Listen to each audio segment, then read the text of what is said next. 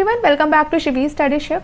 आज हम पढ़ने वाले हैं इंडियन पॉलिटी का जो बहुत ही इंपॉर्टेंट टॉपिक है, रिट्स के बारे में। इससे पहले रिट्स के बारे में हम काफ़ी बार सुन चुके हैं, लेकिन असल में जो रिट्स है वो होता क्या है, ठीक है, उसका जो एग्जैक्ट मीनिंग है वो क्या है, वो हम इस वीडियो में कवर करेंगे।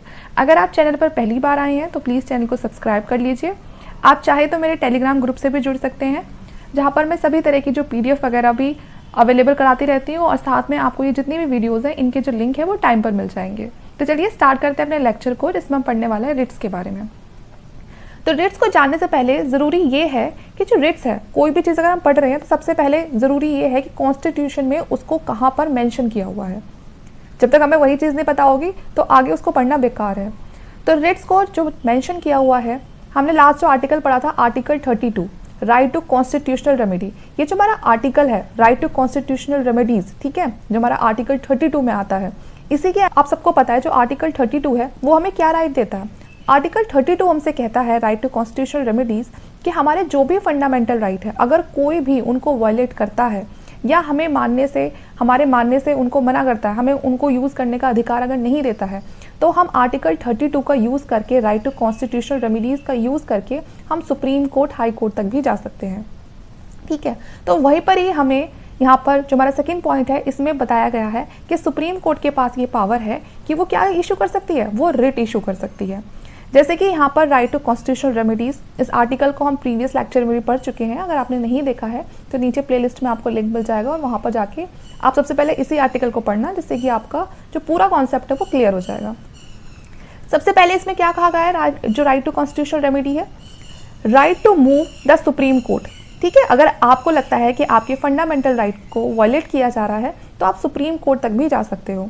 दूसरी बात ये क्या बोलता है, supreme court power to issue direction and order and writs, ठीक है। इसमें कहा है कि जो सुप्रीम कोर्ट है उसके पास पूरी पावर है कि वो आपको डायरेक्शन दे सकता है, ऑर्डर दे सकता है, और आपके लिए रिट भी इशू कर सकता है।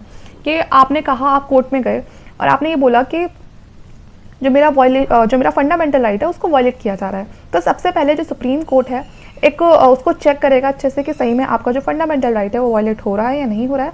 और अगर उसे लगता है कि आपका जो रीज़न है वो सही में वैलिड है, आपका जो फंडामेंटल राइट है वो सही में वायलेट हो रहा है, तो वो फिर क्या करेगा, एक रिट इशू करेगा, ठीक है। और ये जो रिट इशू करने का जो राइट है वो सुप्रीम कोर्ट के पास भी है और हाई कोर्ट के पास भी है। इसलिए मैं बोल रही हूँ आप हाई कोर्ट भी जा सकते हो और सुप्रीम कोर्ट भी जा सकते हो। आगे इन दोनों के बारे में डिटेल में पढ़ेंगे। थर्ड पॉइंट क्या बोल रहा है, parliament can empower any other court to issue Ritz.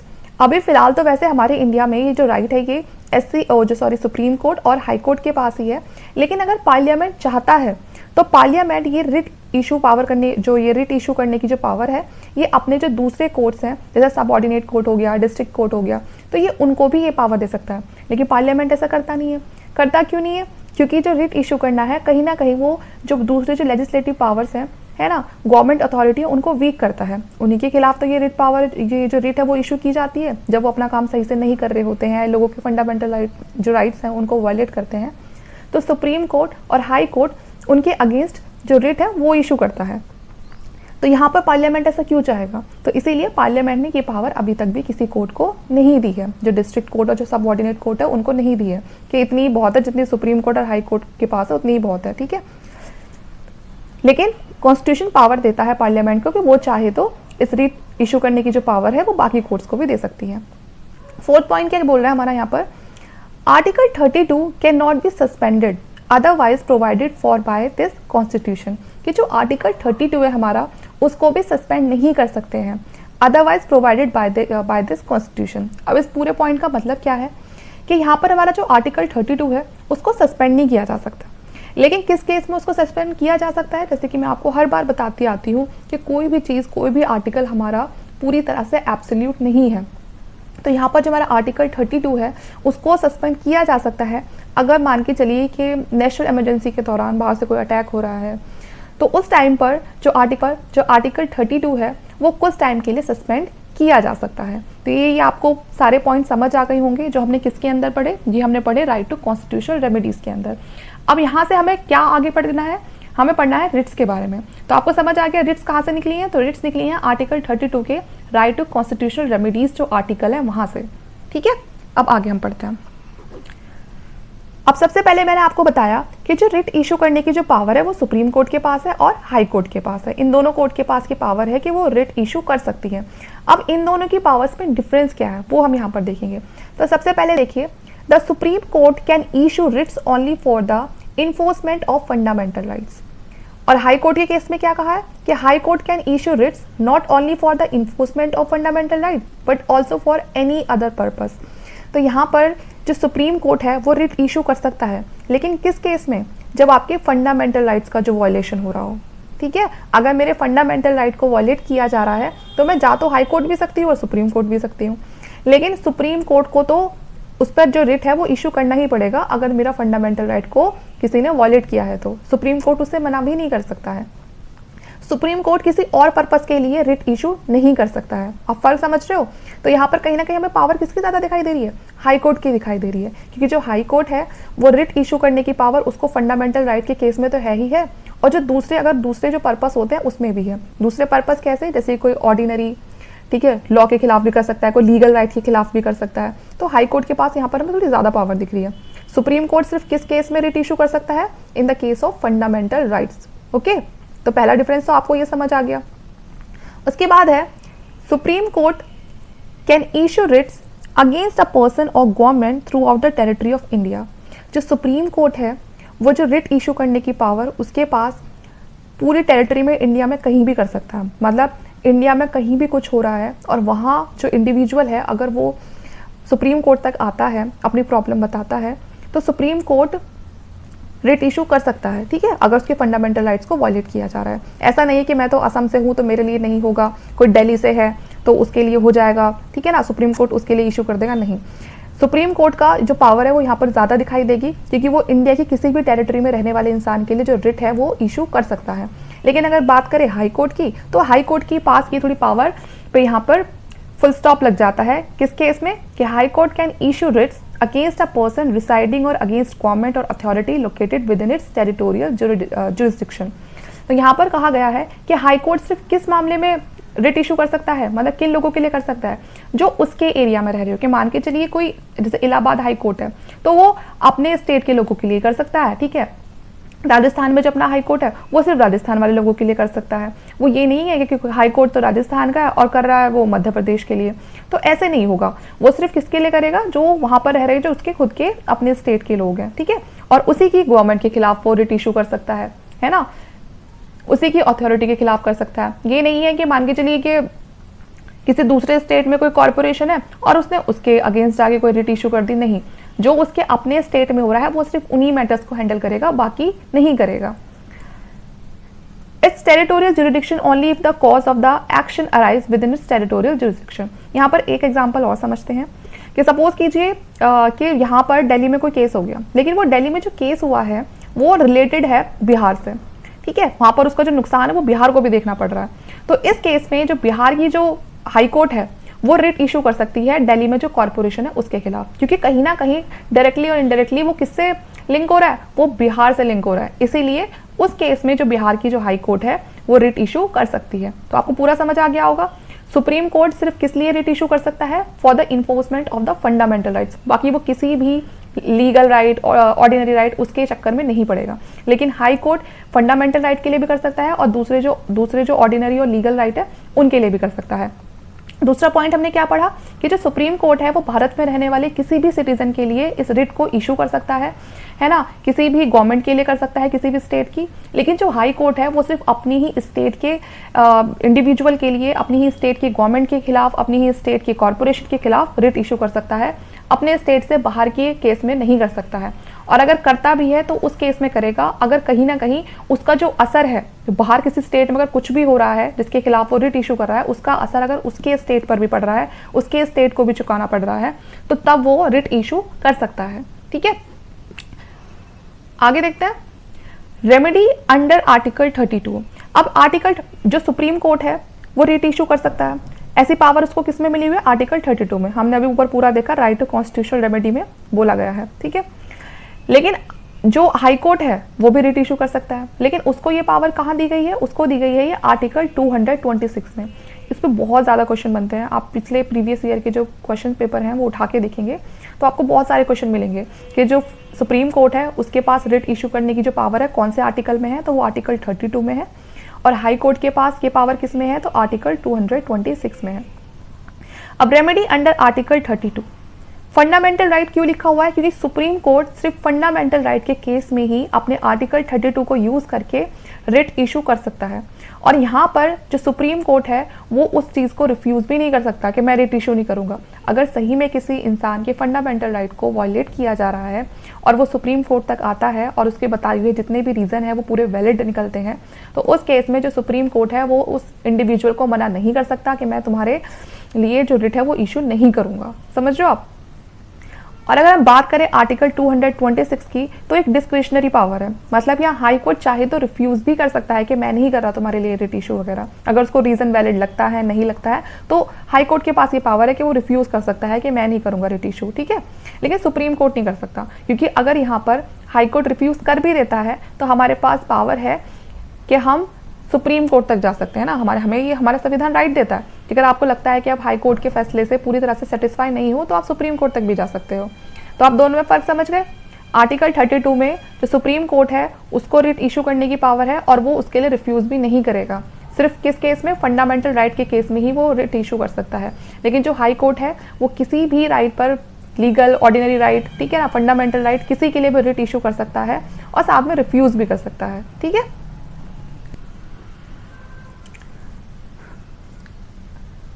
अब हम देखते हैं कि जो रिट है वो होता क्या है। हम कब से पढ़ते आ रहे हैं रिट इशू करा देगा, है ना, पहले भी हमने बहुत सारे लेक्चर में पढ़ लिया, तो उसकी हमें एक प्रॉपर डेफिनेशन भी तो पता होनी चाहिए। तो रिट क्या है, रिट एक लीगल रिटन ऑर्डर है, ठीक है। इसको लीगली एक रिटन ऑर्डर की तरह आप ले सकते हो, जिसको इशू करता है सुप्रीम कोर्ट अंडर आर्टिकल 32 और हाई कोर्ट इशू करता है अंडर आर्टिकल 226, ठीक है। कब करता है, जब आपके फंडामेंटल राइट्स को वायलेट किया जाता है। तो रिट कुछ और नहीं है, कोई ऐसा नहीं है कोई इंसान है बैठकर आ रहा है घोड़े पे, बल्कि ये एक लीगल रिटन ऑर्डर है जिसको सुप्रीम कोर्ट लिखता है या फिर हाई कोर्ट, ओके।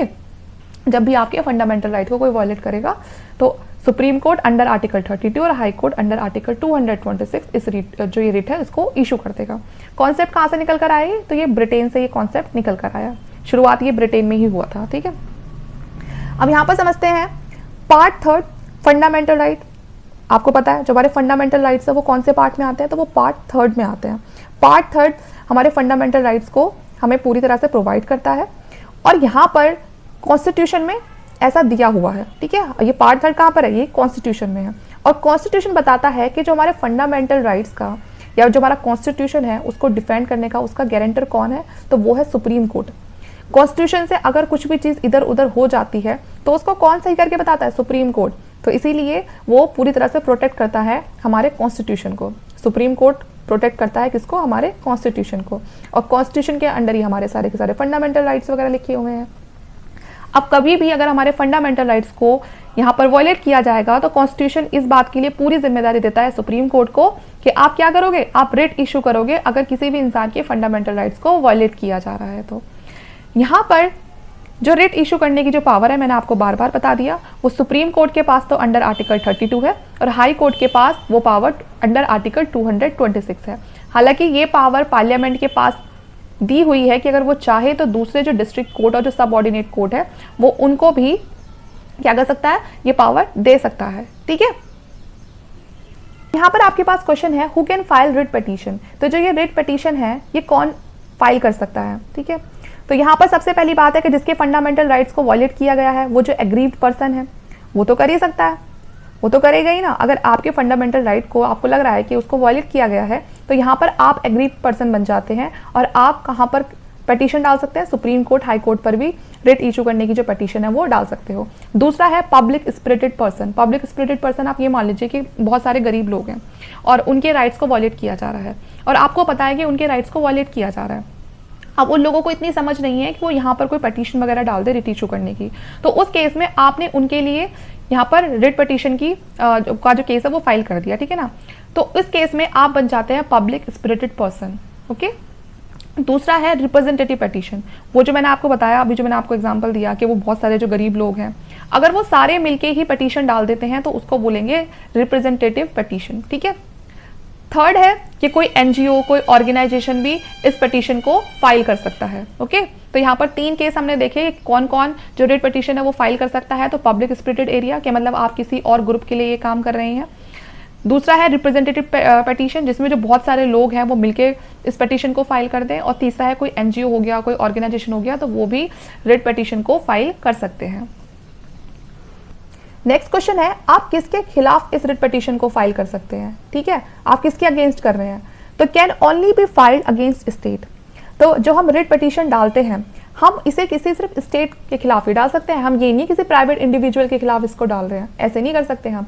और स्टेट होता क्या है ये मैं आपको आर्टिकल 12 में ही बता चुकी हूँ कि स्टेट के अंदर आते कौन कौन है, लेकिन यहाँ पर मैंने ये सारा आपको फिर भी बताया हुआ है। तो यहाँ पर स्टेट के अंदर कौन कौन आएगा? Central government, parliament, state government, state legislature, municipalities, municipal corporation, nagar palika, zila panchayat, national human right commission, central bureau of investigation, government और semi government institution which is funded by government.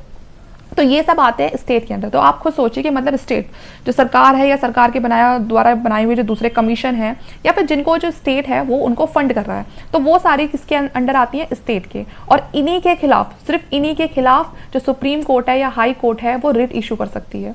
ये नहीं किसी ने प्राइवेट कोई इंडिविजुअल है या उसकी कोई प्राइवेट कंपनी है, ठीक है, उसमें गवर्नमेंट का कोई शेयर नहीं है, कोई फंड नहीं है, तो उसके खिलाफ रिट इशू नहीं की जा सकती है, क्योंकि वो तो अपनी कंडीशन पे चलेगी। तो आप समझ गए स्टेट के अंदर कौन कौन आते हैं? ये सारे जो कमीशन हैं, ठीक है, ये सब आते हैं।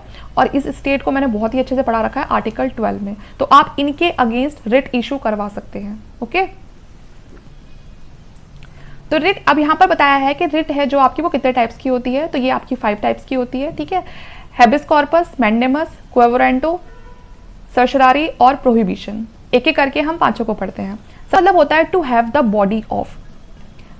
कोई डिटेनी है, उसको बहुत ही अनलॉफुल तरीके से उसको डिटेन कर लिया है, कि मतलब ऐसा एक होता है ना, एक तो होता है लॉफुली कुछ करना, एक होता है अनलॉफुली। अब इसको पता है कि इसको सही तरीके से यहाँ डिटेन करके नहीं रखा हुआ है, या इस पे जो भी इस पे केस वगैरह किया है वो पूरी तरह से फॉल्स है। अब ये जो जेल में बंद करने वाली बात है, कौन कर सकता है ये चीज़?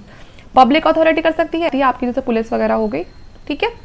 अब यहाँ पर ये अनलॉफुल जो डिटेंशन हुआ है, इसने क्या करा? इसने यहाँ पर जो मैंने आपको बताया था कि रिट ये फाइल कर सकता है, ठीक है ना, जो रिट पिटीशन है उसको फाइल कर सकता है। इसने वही काम कर दिया, इसने जो रिट पिटीशन है उसको फाइल कर दिया, हैबिस कॉर्पस, ठीक है, इस वाले रिट का इसने यूज़ किया।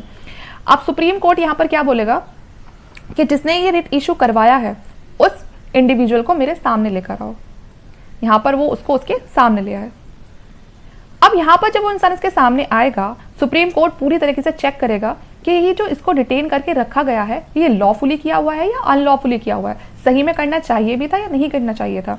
अगर सुप्रीम कोर्ट को लगता है कि जो रीजन है वो वैलिड है, तो writ will not issue against detainee authority. तो यहाँ जो पब्लिक अथॉरिटी है इसके खिलाफ वो कोई भी रिट इशू नहीं करेगा, क्योंकि भाई यहाँ पर तो रिट सुप्रीम कोर्ट किसके खिलाफ रिट इशू करेगा? इसी के खिलाफ तो करेगा कि भाई तुमने गलत काम करा है, तो वो रिट इशू करके इसको समझाएगा, पनिशमेंट देगा।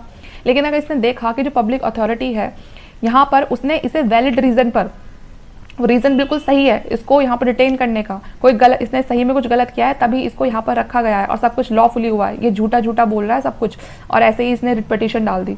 तो यहाँ पर जो सुप्रीम कोर्ट है इसके रिट पिटीशन को कैंसिल करके, इसको बिल्कुल रिजेक्ट करके, और जो पब्लिक अथॉरिटी है उसके खिलाफ कोई भी रिट इशू नहीं करेगा, क्योंकि वो तो अपना काम सही तरीके से कर रहा है। लेकिन अगर सुप्रीम कोर्ट को लगता है कि यहाँ पर वाकई में इस इंसान के साथ गलत हुआ है, इसको अनलॉफुल तरीके से यहाँ पर रखा गया है, तो उस केस में जो पब्लिक अथॉरिटी है इसके खिलाफ सुप्रीम कोर्ट क्या कर देगा? रिट इशू कर देगा और इसको पनिश करेगा, और इसको यहाँ से फ्री भी करवाएगा और साथ में इसको कंपनसेशन भी दिलवाएगा, ठीक है। जो भी इसका नुकसान हुआ है उसकी भरपाई भी इस पब्लिक अथॉरिटी से करवाएगा। क्लियर हो गया? ये हैबिस कॉर्पस क्या होता है? तो ये बुरा था। हैबिस कॉर्पस में ये होता है कि जिसको भी बंद कर दिया गया, डिटेन कर दिया गया, अगर उसको लगता है कि ये सब अनलॉफुल तरीके से हो रहा है, तो वो रिट पिटीशन फाइल कर सकता है। और वो रिट पिटीशन वो कहाँ पर फाइल करेगा? सुप्रीम कोर्ट में। सुप्रीम कोर्ट कहेगा उस इंसान को मेरे सामने लाओ जिसने ये रिट पिटीशन डाली है, और सुप्रीम कोर्ट पूरा केस चेक करेगा, ठीक है। अब हो सकता है कभी कभी ये इंसान इस कंडीशन में ही ना हो कि वो यहाँ पर कोई रिट फाइल कर सके, तो इस केस में जो इसके क्लोज रिलेटिव्स हैं, जो इसकी वाइफ है, इसके जो अपने बच्चे होंगे या इसके पेरेंट्स होंगे, तो वो भी इस रिट को फाइल कर सकते हैं सुप्रीम कोर्ट में। ओके, दूसरा है मैंडेमस। मैंडेमस का मतलब होता है वी कमांड। यहाँ पर क्या कहा गया है, it is issued by the court to direct a public authority to perform the legal duties under law to do what it has failed to perform or refuse to perform. ये मान के चलिए आप ना अपना कोई काम करवाने गए किसी सरकारी ऑफिस में, और वहाँ पर जो पब्लिक अथॉरिटी है, जो भी ऑफिसर बैठा है, वो अपनी ड्यूटी को पूरी तरह से लीगली परफॉर्म नहीं कर रहा है, ठीक है ना, लॉफुली नहीं कर रहा है, या फिर करने से मना कर दे रहा है। तो इस केस में आप यहाँ पर केस फाइल कर सकते हैं, रिट मतलब जो रिट पिटीशन है वो डाल सकते हैं। अंडर दिस कम्स सेंट्रल और state government, public official, public corporation, inferior courts, ठीक है। तो आप इनके खिलाफ जो ये रिट है ये इशू करा सकते हैं। It can not be issued against private individual, लेकिन किसी प्राइवेट इंडिविजुअल के खिलाफ इस रिट को इशू नहीं करवा सकते हो सुप्रीम कोर्ट से। ना प्रेसिडेंट के खिलाफ करवा सकते हो, स्टेट गवर्नर के खिलाफ भी नहीं हो सकती है, और ना chief justice of high court है, इन सबको इस रिट से बाहर रखा गया है। ठीक है, क्लियर हुआ। मैंडेमस क्या है? मैंडेमस का मतलब है वी कमांड। इसका मतलब ये है कि आप किसी ऑफिस में गए, वहां पर जो पब्लिक अथॉरिटी बैठी है, आपने उनसे कहा कि आपको कुछ काम करवाना है लीगली, है ना, कोई वो नहीं करवा रहे, पता चला आप वहां पर पहुंच गए कोई इलीगल काम करवाने के लिए और वो मना कर रहे हैं, तो वो तो मना करेंगे। लेकिन अगर वो उस काम को करने से मना करते हैं, जो काम सही तरीके से आप करवा रहे हो, वो अपनी ड्यूटीज सही से परफॉर्म नहीं कर रहे हैं, तो उस केस में आप इस रिट को इशू करवा सकते हो। और ये सिर्फ आप पब्लिक अथॉरिटी के खिलाफ ही करवा सकते हो, जिसमें आपकी सेंट्रल स्टेट गवर्नमेंट आती है, पब्लिक ऑफिसर्स आते हैं, पब्लिक कॉर्पोरेशन आती है। किसी प्राइवेट कंपनी या प्राइवेट इंडिविजुअल के खिलाफ नहीं करवा सकते हो, क्योंकि वो लोग तो अपने हिसाब से ही काम करेंगे। ना प्रेसिडेंट के खिलाफ करवा सकते हो, ना स्टेट गवर्नर के, और ना chief justice of high court के। तो ये जो एक्सेप्शन होते हैं, इनको याद रखना ज़्यादा ज़रूरी होता है, क्योंकि हम तो यही सोचते हैं कि ये भी पब्लिक अथॉरिटी है और हम उस चक्कर में गलत करके आ जाते हैं। तो यहाँ पर आप प्रेसिडेंट, गवर्नर और जो हाई कोर्ट के चीफ जस्टिस है, आप उनको इससे अलग रखोगे। ओके, अब यहाँ पर थर्ड पॉइंट है, जो हमारा थर्ड रिट है, वो है हमारी क्वे वारंटो। इसका मतलब है by what warrant and by what authority. ठीक है, आगे बढ़ते हैं इसमें एक पॉइंट को। It is issued by the court against a person who holds a public office unlawfully. इसको जो कोर्ट है वो इशू करती है इस रिट को किसी भी पर्सन के खिलाफ, अगर उसने किसी पब्लिक ऑफिस को होल्ड किया हुआ है, और वो भी अनलॉफुल तरीके से, कि कोई भी मतलब ऑफिस है, ठीक है, और वहाँ पर जैसे कि कोई वैकेंसी वगैरह निकली है, और उसने पूरी तरह से उन वैकेंसी का जो प्रोसीजर है उसको बिना फॉलो किए ही वो वहाँ पर किसी ने ऑफिसर बना के बैठा दिया। अब किसी को ये बात पता चल गई, उसने बोल दिया सुप्रीम कोर्ट में, रिट पिटीशन डाल दी कि यहाँ पर तो अनलॉफुल तरीके को फॉलो करके और इसने पूरे इस पब्लिक ऑफिस को होल्ड किया हुआ है। तो उस केस में जो कोर्ट है उस इंसान के खिलाफ एक रिट इशू कर सकती है कि हमें बताइए कि आपने ये जो पब्लिक ऑफिस है किस बेसिस पे इसको होल्ड किया हुआ है, बाय व्हाट अथॉरिटी। ठीक है, आप यहाँ पर बैठे हैं। If such person administrate any public office unlawfully, then court can issue writ of quo warranto against that person and can remove that person from his position. अगर वो इंसान सही तरीके से बता देता है कि हाँ मैंने इस तरह से इस प्रोसीजर को फॉलो करके यहाँ पर अपनी जगह बनाई है, ठीक है, इसलिए मैं इस पूरे जो पब्लिक ऑफिस है इसको एडमिनिस्ट्रेट कर रहा हूँ, अगर उसका रीज़न सही में वैलिड निकलता है तो वो जो रिट है उसके खिलाफ नहीं इशू कराई जाएगी। लेकिन अगर वो वाकई में ही वहाँ पर उसके जो रीजंस हैं वो इनवैलिड निकलते हैं, कि मतलब उसने अनलॉफुल तरीके से ही उस पब्लिक ऑफिस को होल्ड किया हुआ है, तो उस केस में इस रिट को इशू करके उस इंसान को वहाँ से रिमूव कर दिया जाएगा, उसकी पोजीशन से हटा दिया जाएगा। पर ये जो रिट है आप इसको इशू नहीं करवा सकते हो किसी भी प्राइवेट ऑफिस के खिलाफ।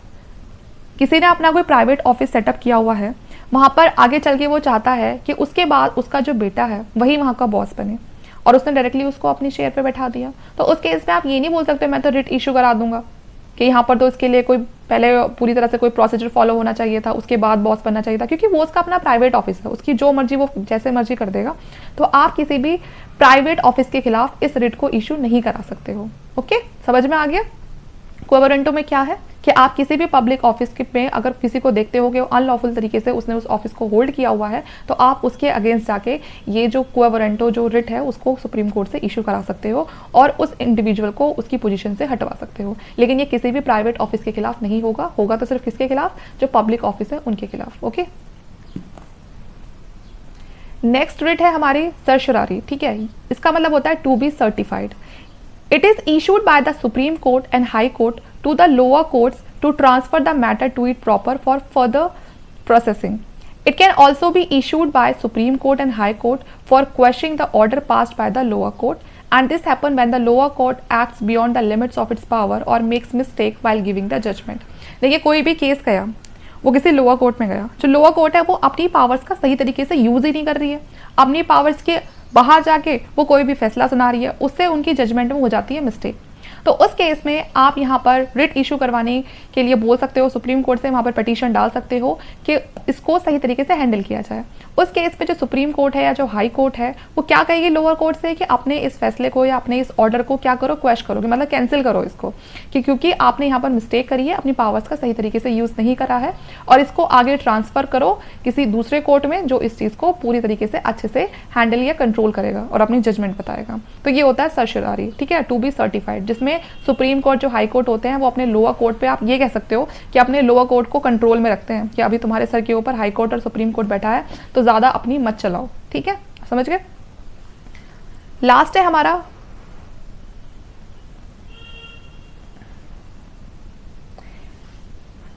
हमारा प्रोहिबिशन। प्रोहिबिशन का मतलब हम सबको पता है, टू स्टॉप, ठीक है। इसमें देखिए क्या कहा गया है, ये भी कुछ हमारा जो भी लास्ट वाला पढ़ा सर्शियरी उसी की तरह ही है। इसको भी कौन इशू करता है, सुप्रीम कोर्ट इशू करता है और हाई कोर्ट इशू करता है अपने लोअर कोर्ट्स को, जो उनसे नीचे वाले कोर्ट्स होते हैं। To stop the proceeding of a case, कि वो जो भी केस अभी लोअर कोर्ट में चल रहा है तो वो उसकी प्रोसीडिंग को स्टॉप कराने के लिए कि इस केस को और इसकी प्रोसीडिंग को यहीं के यहीं रोक दो। Difference between writ of certiorari and prohibition is the stage at which they are issued. दोनों में क्या फर्क है, प्रोहिबिशन और सर्शियरी में दोनों में क्या फर्क है कि यहाँ पर तो जब पूरा जजमेंट हो गया था, सर्शियरी में पूरा जजमेंट हो गया था, उसके बाद उस केस को ट्रांसफर करने के लिए बोला था या उसके ऑर्डर को जो भी जजमेंट हुई है उसको कैंसिल करने के लिए बोला था। लेकिन प्रोहिबिशन में ये है कि प्रोसीडिंग के बीच में भी आप इस रिट को इशू करा के उस केस को वहीं के वहीं रुकवा सकते हो, ठीक है। Writ of सर्शियरी is issued after the case is heard and decided. तो जो सर्शियरी था वो ये था कि जब पूरा केस है, अगर वो उसकी सुनवाई भी हो गई, उसमें जजमेंट भी आ गई, उसके बाद आप जो सर्शियरी है उसको इशू करवा सकते हो, उसके लिए जो रिट पिटीशन है वो सुप्रीम कोर्ट या हाई कोर्ट में डाल सकते हो। लेकिन प्रोहिबिशन में क्या है, अगर किसी भी केस के बीच में प्रोसीडिंग चल रही है, उसकी प्रोसीडिंग चल रही है, तो उस बीच में भी आप जो प्रोहिबिशन जो रिट है उसको इशू करा के उस केस को बीच में ही उसकी प्रोसीडिंग को रुकवा सकते हो। समझ में आ गया। सर्शियरी में तो ये था कि सब कुछ जब हो जाएगा, पूरा फैसला वगैरह सब कुछ हो गया, उसके बाद उस रिट को इशू कराने के लिए आप सुप्रीम कोर्ट में अर्जी डाल सकते हो। लेकिन प्रोहिबिशन वाली आप केस के बीच में भी डाल सकते हो कि भाई मुझे इस केस में कुछ समझ नहीं आ रहा है, जो भी मुझसे कहा जा रहा है, लोअर कोर्ट जो भी फैसला दे रही है, ठीक है, जिस भी मुद्दे पे बात चल रही है, तो इसीलिए आप इसको यहीं बीच में रोको, मैं तो किसी और कोर्ट में इसको कराना चाहता हूँ। तो उस केस में जो प्रोहिबिशन है वो हो सकता है कि मान लीजिए दो भाई हैं, सपोज कीजिए दो भाई हैं, ठीक है, ए और बी, और दोनों का किसी जमीन पे मुद्दा चल रहा है। अब यहाँ पर इसने अपने जो एरिया है वहां पर उसके लिए क्या डलवा दिया, केस कर दिया, और इसने भी कर दिया।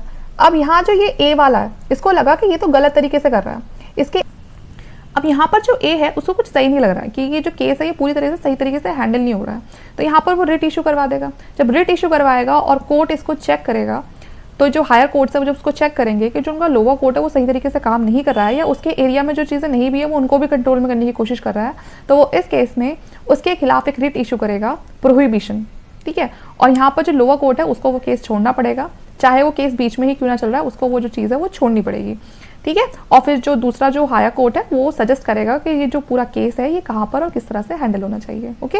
तो ये था हमारा प्रोहिबिशन का एग्जाम्पल जो मैंने आपको समझा दिया है। वीडियो प्लीज़ आपको कैसी लगी ज़रूर बताना। मुझे तो लगता है कि मैंने बहुत अच्छे तरीके से आपको समझा दिया है, फिर भी अगर कुछ छूट जाता है और आपको लगता है या कोई भी टॉपिक आपको लगता है कि नहीं समझ में आ रहा है तो आप मुझसे कमेंट करके पूछ सकते हैं। तो अब हम मिलते हैं हमारे नेक्स्ट लेक्चर में एक नए टॉपिक के साथ। इस लेक्चर में इतना ही। अगर आपको ये सब जो PDF वगैरह चाहिए, जो मेरे नोट्स है, अगर इनके PDF चाहिए आपको, तो वो आपको टेलीग्राम ग्रुप में मिल जाएगा, तो वहाँ जाके आप हमारा टेलीग्राम ग्रुप ज्वाइन कर सकते हैं। अब इस वीडियो के लिए इतना ही, बाकी हम मिलते हैं हमारे नेक्स्ट लेक्चर में। Okay, thank you.